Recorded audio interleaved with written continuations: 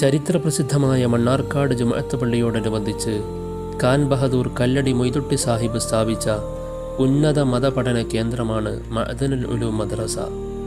വാഴക്കാട് ദാറുൽ ഉലൂമിനോളം ഇതിന് പഴക്കം വരും.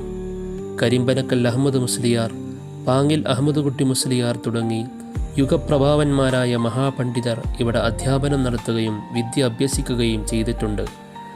1930 സമസ്ത കേരള ജംഇയ്യത്തുൽ ഉലമായുടെ 4ാം വാർഷിക സമ്മേളനം നടന്നത് ഇവിടെ വെച്ചായിരുന്നു. വിജ്ഞാനത്തിൻ്റെ ഭണ്ഡാകാരങ്ങളായ മഹാപണ്ഡിതരുടെ പാദസ്പർശമേറ്റ മഅ്ദനുൽ ഉലൂം അതേ രൂപത്തിലും ഭാവത്തിലും ഇന്നും നമുക്ക് മണ്ണാർക്കാട് കാണാം.